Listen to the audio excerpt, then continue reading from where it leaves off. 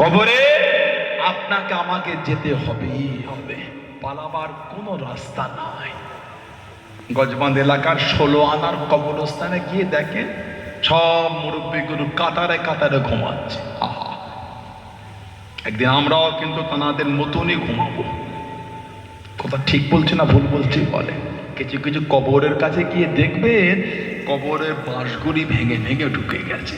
আহা, পানি হলে একটু উঁকি মেরে গিয়ে দেখবেন কবরের নিচেই পানি জমে আছে। ওহ, একদিন আমাদের মধ্যেও অনেকের কবরের বাঁশ ভেঙে ঢুকে যাবে। পানি হলে একদিন আমাদের কবরের নিচেও পানি জমবে। ভয় হয় না? ভয়?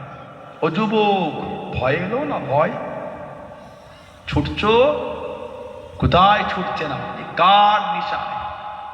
কিসের নিশায় আপনি ছুটছেন? ভেবে দেখেছেন আপনি কে? আপনি কে? এটা করে নিজেকে প্রশ্ন করেছেন? প্রশ্ন করেন আমি কে, আমি কে, উত্তর পেয়ে যাবেন। আমি হলাম একজন ওয়াহদানিয়াতের উপর বিশ্বাসকারী একজন ইমানদার মুসলমান, বিশ্ব নবীর গোলাম। জোরে বলে, আর একটু জোরে বলা গেল। আমি যদি বিশ্ব নবীর গোলাম হতে পারি, আমার চরিত্র এত নোংরা হলো কি করে? নিজেকে প্রশ্ন করেন নিজেকে। আমি ওয়াজ করবো, আপনারা ভালো হবে, এটা হয় না, মিথ্যা কথা। ওয়াজ শুনলে মানুষ হেদায়েত হয় না, হেদায়েতের রাস্তা পেয়ে যায়। হেদায়েত হতে গেলে নিজেকে ওই রাস্তায় চলতে হয়। কোরআন শরীফ গলায় বেঁধে ঝুললেও পরিবর্তন হবে না যদি কোরআন শরীফকে পরিকৃত মানতে না পেরেছি। কিছু বুঝতে পেরেছেন না? পারেন? হেদায়েত আল্লাহর কাছে চাইতে হয়।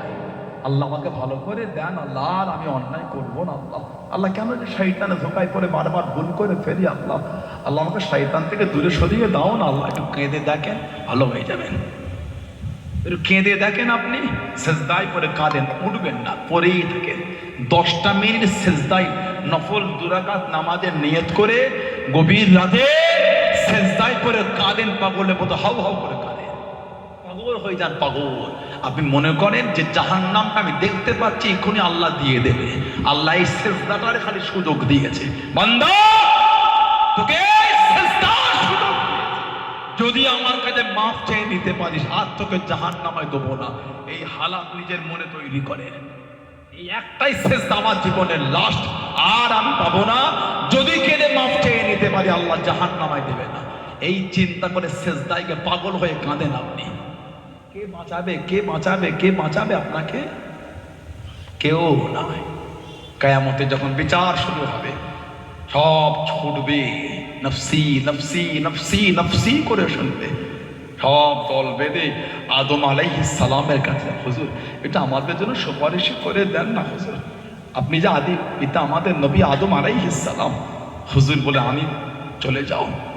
নবী মুসা আলাইহিস সালাম, নবী ইব্রাহিম আলাইহিস সালাম, নবী ইব্রাহিম এই করে করে আলাইহিস সালাম, লাস্টে নবী ঈসা আলাইহিস সালামের কাছে উনি বলবেন আমি মুহাম্মদ রাসূলুল্লাহর কাছে চলে। আখিরি নবী সাল্লাল্লাহু আলাইহি ওয়াসাল্লাম আমাদের নবীর কাছে এসে বলে, ইয়া রাসূলুল্লাহ, আজ এই কঠিন দিন, আজ এই কঠিন দিন, ইয়া রাসূলুল্লাহ এটা আমাদের জন্য আল্লাহর কাছে সুপারিশ করে দেন না। আমার নবী ফিরাবেন না। আমার নবী মাকামে মাহমুদ বলে একটা জায়গায় রাসূল সিজদায় পড়ে যাবে। আব্দুল্লাহ ইবনে আব্বাস রাদিয়াল্লাহু আনহুমা হুজুর বলছেন, মাকামে মাহমুদ মাকামে শাফাআত। এই মাকামে মাহমুদটা হলো শাফাআতের জায়গা। নবী সিজদায় পড়ে কাঁদবেন কিয়ামতে। আল্লাহ আমাদের নবীকে বলবেন,